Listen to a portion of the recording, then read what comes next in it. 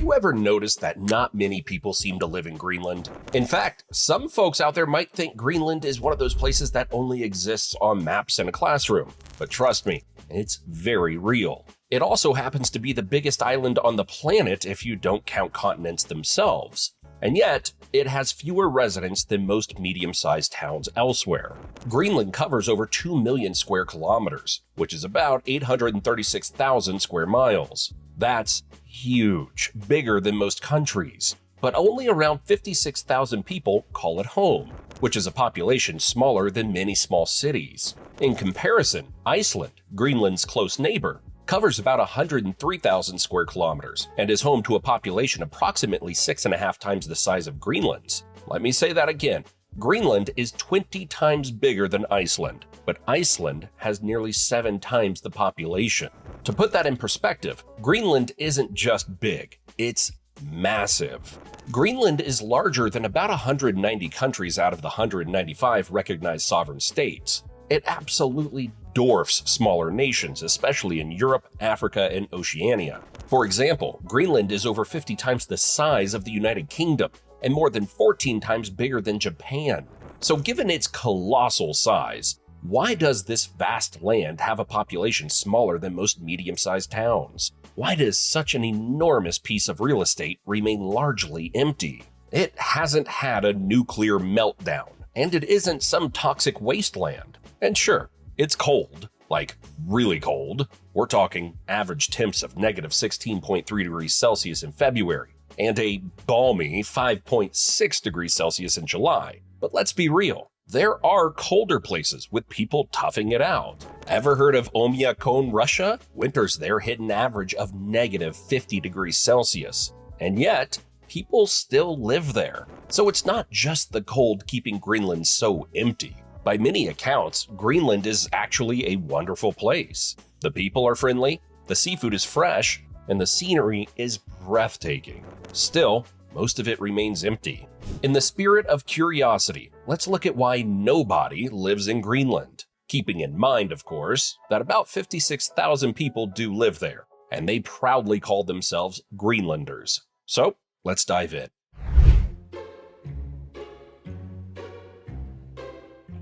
Before we begin, it's worth looking at Greenland's past to see how it ended up with such a small population. The earliest known inhabitants were Paleo-Eskimos, like the Sakak and the Dorset cultures, who lived by hunting and fishing.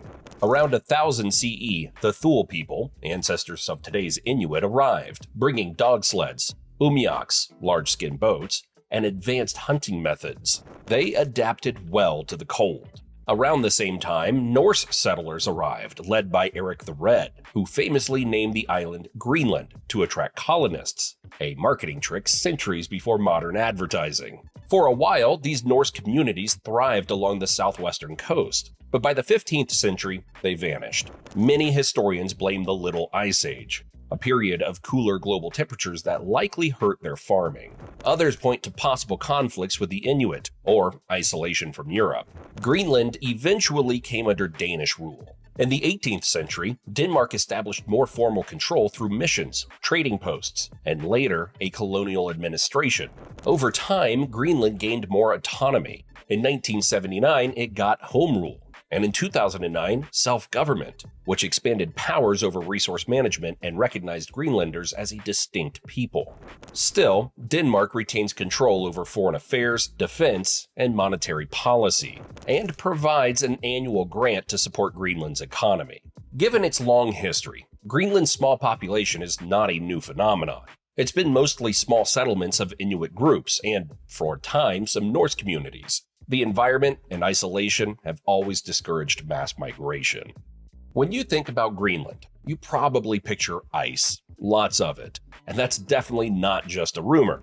Around 80% of the entire island is covered by the Greenland ice sheet. This sheet is the second largest mass of ice on Earth, second only to Antarctica. It spans about 1.8 million square kilometers, with an average thickness of about 1,500 meters, close to 5,000 feet. In some spots, it can be as thick as 3,000 meters, nearly 10,000 feet. Now, if you compare that to Iceland, which is also famous for its glaciers, the difference is huge. Iceland's largest glacier, Vatnajökull, covers about 7,700 square kilometers, and only about 11% of Iceland is permanently iced over. Its average thickness is around 380 meters, with some parts reaching up to 950 meters. While that is impressive, it doesn't even come close to the sheer volume of Greenland's ice. Because Iceland has so much more exposed land, there's plenty of space for towns, roads, and even some farming, though it's still a bit limited,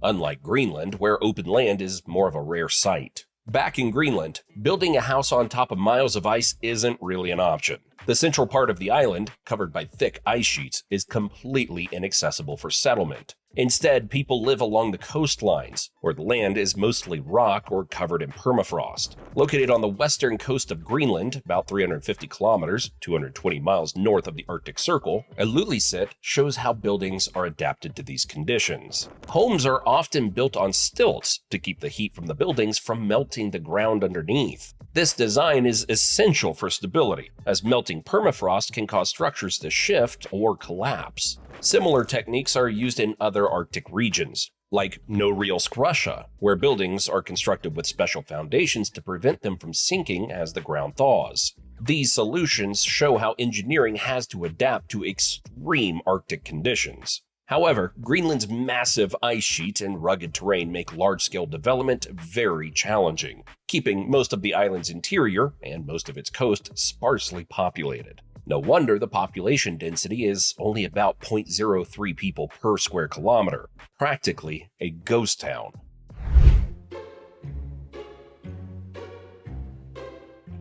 Think you've seen harsh winters in, say, Minnesota or maybe Siberia? Greenland is like a tough older sibling. It takes winter to a whole different level. The climate ranges from Arctic to subarctic, meaning cold, cold, and more cold. If you're lucky enough to live on the coast, you might get a small break from ocean currents, but don't expect beach weather anytime soon. In southern Greenland, you might see short periods in July where the temperature creeps above 10 degrees Celsius, but that's about as toasty as it gets. Go north and you'll easily face January averages around -30 degrees Celsius. Head into the island's interior and, well, you could be flirting with -60 degrees Celsius. At those temperatures, freezing happens so fast that water droplets in the air can turn into ice crystals before even hitting the ground, creating stunning polar phenomena like diamond dust. Meanwhile, Iceland, despite lying at a similar latitude, gets a gentler climate courtesy of the North Atlantic Current, plus geothermal activity from its volcanic foundations. Reykjavik winters typically hover around freezing, which is practically tropical compared to parts of Greenland. So if you had to choose between milder winters and epic sub-zero extremes, most people would likely go with the option where frostbite is less of a concern. But again, sure, it's really cold in Greenland, but there are other chilly spots on Earth that are doing just fine in the population department. Take Norway, for example. Parts of it sit well above the Arctic Circle, and while it's no tropical paradise, Norway boasts a population of over 5 million. Even Alaska, with its sub-zero winters and remote wilderness vibes, has more than 730,000 residents. So, what gives? If these places can build thriving communities in freezing conditions, why does Greenland feel so empty? Greenland's more than 2.1 million square kilometers, as mentioned, dwarf many European nations combined. But if you strip away the ice cover, the land that remains is crazy rocky, super mountainous, and generally not ideal for massive construction projects. The coastline is carved up by one fjord after another, with staggering cliffs and loads of tiny islands. Want to see just how towering it can get? Check out Gunnbjornfjell, Greenland's highest point, standing around 3,700 meters, 12,100 feet. Dig deeper, literally, and you'll find hidden geologic marvels. Researchers have discovered subglacial mountain ranges, ancient valleys, and even a Grand Canyon that might stretch over 750 kilometers, 465 miles, beneath the ice. But there's a catch. Thousands of feet of ice are piled on top. Even the outer edges, where there isn't as much ice, are no picnic. That rugged landscape makes building highways, rail lines, or large commercial sites a tricky and very pricey endeavor. For instance, Greenland's recent initiative to construct 3 new airports in Nuuk, Ilulissat, and Qaqortoq aims to enhance tourism and connectivity. The total investment for these projects is approximately 5 billion Danish krones, around 720 million USD. Another example is the proposed eco-lodge project at Kapaslit, Greenland, which is estimated to cost up to 60 million Danish krone, approximately 9 million USD. Iceland has its own share of fierce geography with volcanoes, glaciers, and mountains. Yet it still managed to build the famous Ring Road, Route 1, a roughly 13,034-kilometer network that can get you from one side of the island to the other. Pretty handy for business, tourism, and everyday life. Greenland, on the other hand, leaves you with ferries, planes, and helicopters if you want to get from one town to the next. Historically, people settle where farming is doable, and travel isn't a nightmare. Greenland's tough environment meant you couldn't just roll up, chop down a few trees, and plant a big wheat field. Today, advanced engineering can handle all sorts of challenging terrain, but it's astronomically expensive. Sure, the map makes Greenland look gigantic, but in terms of build here, live comfortably, the practical real estate is pretty minimal. Still, compared to other places with similarly harsh climates like Norway or Iceland, both of which boast vibrant cities like Oslo and Reykjavik, there has to be more than just impractical real estate keeping Greenland's population down.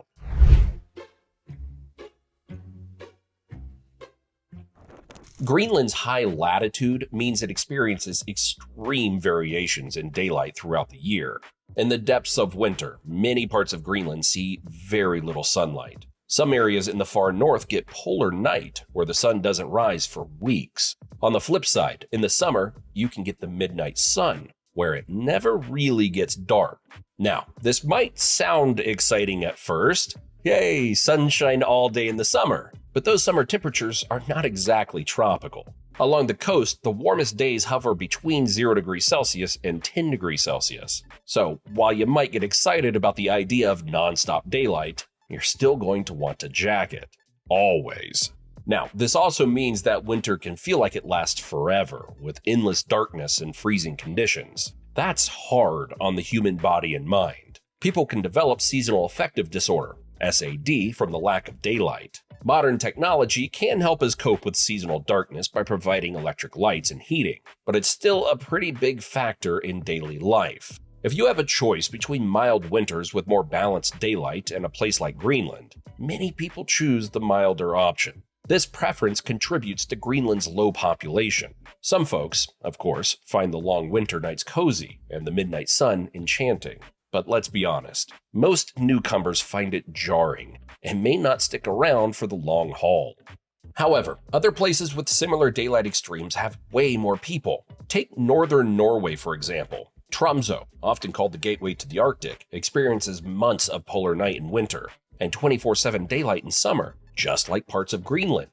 Yet Tromsø is a thriving city with over 76,000 residents, more than Greenland's entire population. So this begs the question, if northern Norway can thrive despite similar daylight extremes, why can't Greenland? Well, why do people move anywhere? Often, it's for work. So let's talk about the job scene in Greenland. A huge chunk of Greenland's economy revolves around fishing, particularly halibut and shrimp, which bring in the bulk of export revenue. Fishing is critical and employs a notable part of the workforce, but there's a ceiling to how many fishing jobs exist. It's not an industry primed for hosting millions of newcomers. Mining might be another avenue, since Greenland's hiding potentially valuable minerals like gold, iron ore, and rare earth elements. But significant mining operations face sky-high costs, hostile weather conditions, and environmental questions. Greenland's government has a tight grip on projects that could pose ecological risks or upset local communities, so large-scale mining's had a bit of a slow go. If we compare that with Iceland, you'll notice how Iceland used to rely heavily on fish too. In the 60s, around 90% of Iceland's exports were fish-based. But over time, Iceland branched out, especially after 2010, diving into tourism in a huge way. Plus, harnessing geothermal and hydroelectric power to attract energy-hungry industries, like aluminum smelting. Iceland now has more varied job offerings, which support a higher population. Greenland, on the other hand, is still fishing focused, with only small bits of tourism and minimal infrastructure to back up other industries. This means less job variety, fewer big employers, and fewer incentives for newcomers to move in. The government is hoping to develop mining, but that's easier said than done when the climate is unforgiving, the land is remote, and environmental approvals are strict.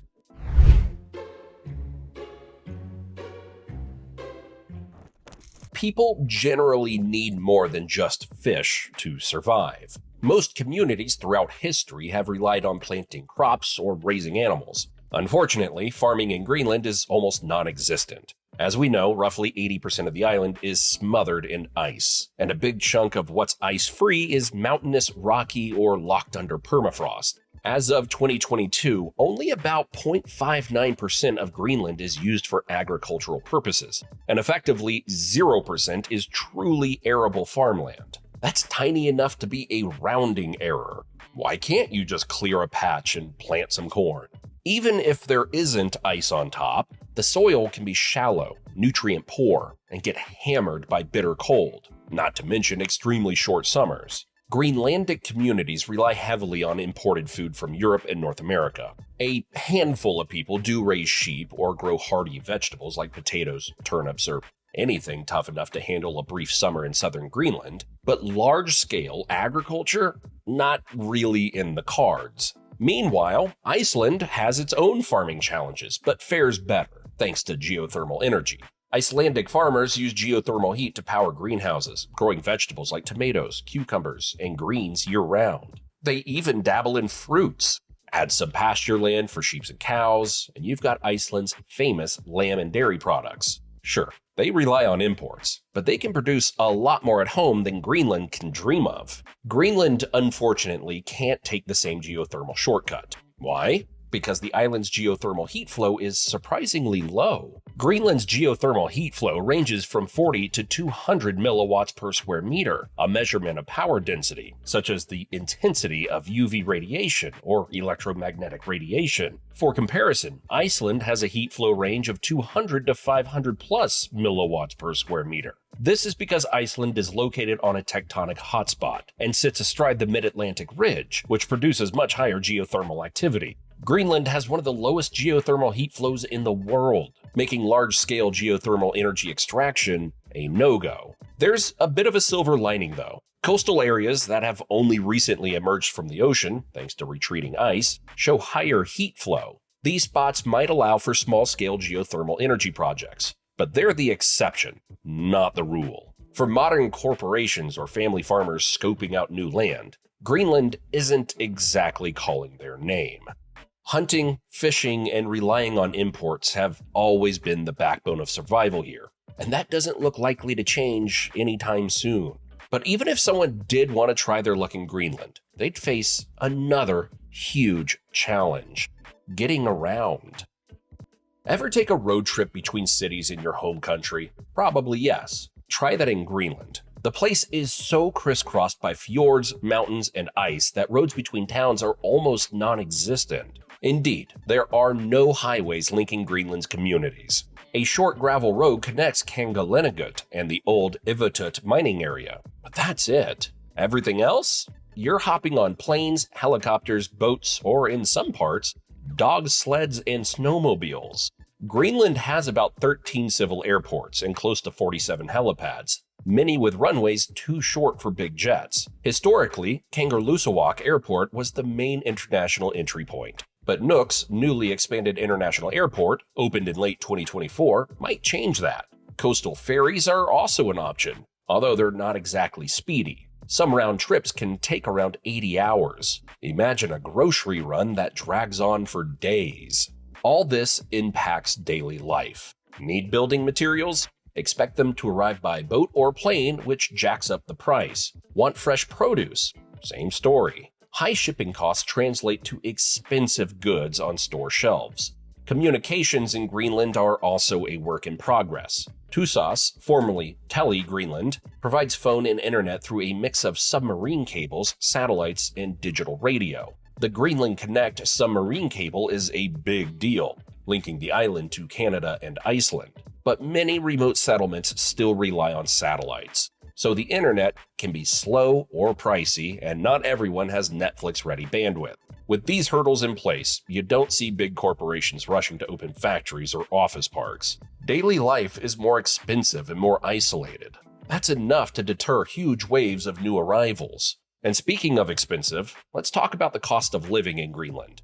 It's on another level. The cost of living in Greenland is about 23.7% higher than in the United States. In Greenland, just about everything is expensive. Food, fuel, building materials, clothes, the works. Since almost all of it must be shipped in by air or sea, it's no surprise. Once goods arrive, they often make more hops by ferry or helicopter to reach smaller towns. Prices escalate. As of 2022, the average personal gross income in Greenland was approximately 279,543 Danish kroner per year, which translates to about 23,295 per month.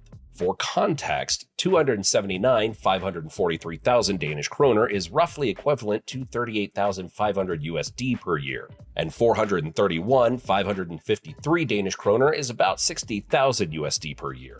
Based on exchange rates as of January 2025, 1 Danish kroner is about 14 cents USD. Local data shows that lunch in the business district costs about 413 Danish kroner, 58 USD. A fast food meal around 109 kroner, 15 USD, and everyday groceries like a liter of milk at 12 kroner, $1.50 USD, or a half kilo of local cheese at 100 kroner, 14 USD. Imported produce like apples can set you back 60 kroner per kilo, 8 USD, and tomatoes are about half that. Housing varies by location, but remains pricey, with typical monthly rents for a modest apartment hitting several thousand kroner, plus utilities, which are hundreds of dollars. Want a new car? A Volkswagen Golf, for example, can cost about 168,355 kroner, 23,200 USD. And gasoline sits around 4.33 kroner per liter, 60 cents USD. Then there's entertainment. A basic dinner for two can cost 500 kroner, 70 USD in a local pub. A cocktail might run 234 kroner, 32 USD. And a gym membership hovers around 289 kroner monthly, 40 USD. That's a tough pill to swallow if you're used to cheaper living. Sure, some Greenlanders have well-paying jobs in government, fishing, or specialized fields, but a big family from a cheaper region might get serious sticker shock. Over time, this keeps the population lean, since cost of living concerns are no joke. Greenland's total population of about 56,000 is spread out among many small towns and tiny settlements along the coasts. Nuuk, the capital and largest city, has only around 19,000 people, which is roughly 1/3 of the entire population. After that, most towns have just a few thousand residents, and settlements might have only a few dozen or a few hundred people. It's cozy and communal, but if you want the big city buzz, you're out of luck. Large hospitals, malls, or big entertainment complexes aren't really a thing. Healthcare is universal, but sometimes specialized treatments require flying patients to Denmark. The same goes for certain advanced educational or professional services. And while the small population makes Greenland feel tight-knit and unique, it also means fewer resources for tackling the big challenges the island faces. One of those challenges is climate change. You might think melting ice would unlock Greenland's potential, but as it turns out, that's not exactly the case. The ice is vanishing at an alarming rate. Since 1992, Greenland has shed about 3.8 trillion tons of ice, with a record 586 billion tons lost in 2019 alone. If it all melted tomorrow, which thankfully can't happen overnight, global sea levels would jump by 7 meters, over 20 feet. Not exactly a small matter for coastal cities worldwide. As land emerges from under melting ice, it's not always stable. Permafrost layers can thaw, leading to cracks and erosion. Inland glaciers can release more icebergs, messing with shipping routes. Plus, sending massive amounts of fresh water into the Atlantic might tweak ocean currents like the Gulf Stream, changing local weather patterns in ways we can't predict. On the resource side, some people see an opportunity to mine minerals or maybe drill for oil, but the Greenlandic government, which has partial self-rule, moves cautiously on these fronts. They don't want to ruin traditional fishing hunting cultures or wreck the environment. The US, for one, has been particularly keen on Greenland. You might remember in 2019 when Donald Trump floated the idea of buying Greenland, and it quickly became a meme. At the time, Greenland's leader made it clear, "We're not for sale." Denmark's Prime Minister, Mette Frederiksen, even called the suggestion absurd. End of story? Not quite. Fast forward to December 2024 and the topic's back on the table. Trump, now the president-elect, declared that owning Greenland is an absolute necessity for US national security and global freedom. Greenland's Prime Minister, Mute Egede, responded, "Greenland is ours. We are not for sale and will never be for sale." Denmark backed this up, with Frederiksen again emphasizing that Greenland's future is for its people to decide. But the US isn't giving up so easily. On January 13, 2025, Republican allies of Trump introduced the Make Greenland Great Again Act in the House of Representatives to authorize negotiations to purchase Greenland. Still, even with all the buzz, Greenland isn't likely to see a population boom anytime soon. Unpredictable weather, crumbling permafrost, environmental concerns, and hefty infrastructure costs are all significant hurdles. So, does nobody live in Greenland? Well, around 56,000 people do, Greenlanders, many of whom have called it home for generations. They have a remarkable culture, a deep bond with the sea and ice, and a land that's as breathtaking as it is unforgiving. But relative to the island's size, it's almost empty. You've got a colossal ice sheet cloaking most of the interior, punishing winters that challenge even the toughest souls, and terrain that's scenic, but wildly impractical for large-scale building. Those who do settle here largely cluster in a handful of coastal communities. Life isn't all rugged. Modern amenities exist, but they're sprinkled far apart. If you're after big city lights and an abundance of job opportunities, Greenland's probably not at the top of your list. The high cost of living, limited farmland, and reliance on fishing or smaller-scale industries means the population will likely remain modest. But don't count Greenland out as irrelevant. On the contrary, it's growing in importance thanks to climate change, potential resources beneath the ice, and strategic positioning in the Arctic region. Governments around the world keep a close eye on it, whether for shipping lanes that might open as the ice recedes or for the valuable minerals buried in the bedrock. The Greenland ice sheet itself is often center stage in global climate talks, given its huge role in potential sea level rise. Even with all that on the horizon, Greenland probably won't morph into a mega metro anytime soon. The extreme environment, limited infrastructure, and the cultural preference for smaller communities stand in the way of a sudden population explosion. And most Greenlanders aren't exactly clamoring for that kind of upheaval anyway. They're proud of their unique corner of the world, a place where ice and ocean intersect in spectacular fashion, and it seems they plan on keeping it special. What about why 3 million people live in America's coldest city?